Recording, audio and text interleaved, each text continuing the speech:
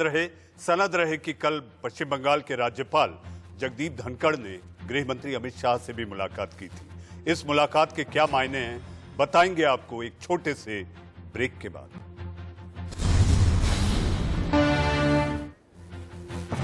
Break के बाद आपका फिर एक बार स्वागत है और इससे पहले कि हम अपनी बहस की ओर आगे बढ़े, आ रही है बड़ी खबर सूत्रों के हवाले से खबर।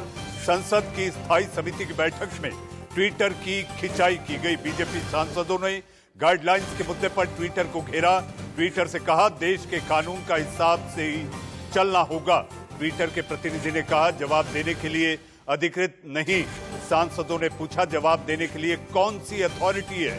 ट्विटर से पूछा गया गाइडलाइंस कब लागू करेंगे। ट्विटर ने कहा गाइडलाइंस पर काम कर रहे हैं, गाइडलाइंस लागू करने का वक्त नहीं बता सकते। ट्विटर से पूछा गया मैनिपुलेटेड टैग का आधार क्या है।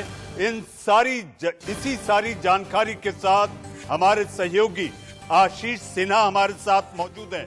आशीष, ट्विटर को लेकर सबसे बड़ी बैठक और बैठक में पूछताछ सवाल जवाब। देखिए मनीष जी, स्टैंडिंग कमेटी के मेंबरान ने बिल्कुल साफ कर दिया है कि जो ट्विटर है वो लॉ ऑफ द लैंड यानी भारतीय कानून से ऊपर नहीं है और ट्विटर को भारतीय कानून का पालन करना ही होगा। आज स्टैंडिंग कमेटी के सदस्यों ने ट्विटर से दो टूक पूछा कि जब न्यू आईटी गाइडलाइंस आ गई थी तो आपने उसे लागू क्यों नहीं किया। इसके अलावा ये भी कहा कि क्यों ना आपके ऊपर फाइन लगा दिया जाए अगर आप वायलेशन करते हैं तो।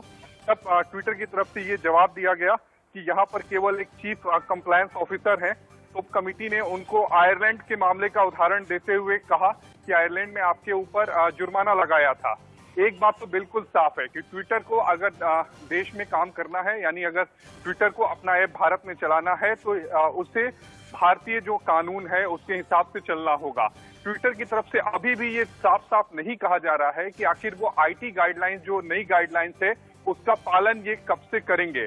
हालांकि उनकी तरफ से ये जरूर कहा जा रहा है कि कुछ हिस्सों का उन लोगों ने पालन किया है, जैसे कि ऑफिसर्स नियुक्त करने की जो बात थी वो उन्होंने किया है। लेकिन अभी भी जो माकूल जवाब है कमेटी के सामने वो ट्विटर ने अभी तक नहीं दिया है। मनीष जी, अगर भारत की सरजमी पर आशीष आपको अपना व्यवसाय करना है तो लॉ ऑफ द लैंड मानना होगा। जी मनीष जी, बिल्कुल, ये बिल्कुल साफ सी बात है कि अगर आपको भारतीय जमीन पर अपना व्यवसाय करना होगा तो आप भारतीय कानून के हिसाब से ही चलेंगे। आप अपने कानून को नहीं चला सकते। पिछले कुछ अगर हम हाल के महीनों में ट्विटर की अगर हम कार्यप्रणाली देखें तो ट्विटर अपनी मोनोपोली दिखाना चाहता था। ट्विटर ये दिखाना चाहता था कि वो भारतीय कानून से ऊपर है। लेकिन बार बार केंद्र सरकार ने ट्विटर को कहा था कि आप कंप्लायंस करिए, लेकिन उसके बावजूद जब ट्विटर ने कंप्लायंस नहीं किया तो ट्विटर को जो इम्यूनिटी भारतीय कानून के मुताबिक यानी आईटी एक्ट के मुताबिक 79 के मुताबिक जो दी गई थी वो इम्यूनिटी केंद्र सरकार ने वापस ले ली।